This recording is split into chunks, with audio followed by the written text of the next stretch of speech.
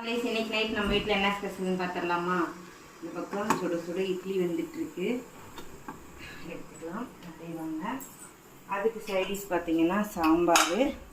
அதுக்கப்புறம் மதியம் அதாவது ஈவினிங் நாங்கள் வரும்போது புரோட்டா ஒரு 3 வாங்கிட்டு வந்தேன். அதில் வந்து ஒரு 2.5 புரோட்டா பக்கமாக அப்படியே நின்றுச்சு.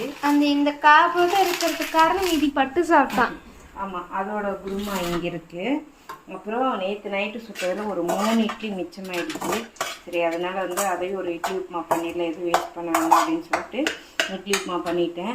ஸோ இதுலேயே இட்லி மிச்சம் ஆச்சுன்னா எடுத்து ஃப்ரிட்ஜில் வச்சோம்னா நாளைக்கு போயிட்டு வந்து கூட நம்ம செஞ்சு சாப்பிட்டுக்கலாம்னு சொல்லிட்டு இப்போ இட்லி ஊற்றிட்டேன். உங்கள் வீட்டிலலாம் என்ன ஸ்பெஷல்னு சொல்லிட்டு கீழே மறக்காமல் கமெண்ட் பண்ணியிருப்பாங்க. அப்புறம் எனக்கு ஒரு விஷயம் சொல்லணும்னு தோணுது. யாராக இருந்தாலும் சரி, ஓகே, தப்பாக எடுத்துக்காதீங்க. அந்த யார் நம்மளை அப்படி நினைக்கிறாங்களோ அவங்களுக்கு குறைக்கும். இந்த புளியை பார்த்து பூனை சூடு போட்டுக்குமா, அந்த மாதிரி நான் சாப்பிட்றேன், நான் பண்ணுறேங்கிறதுக்காக மற்றவங்களாம் வயிறு எறிகிறாங்க.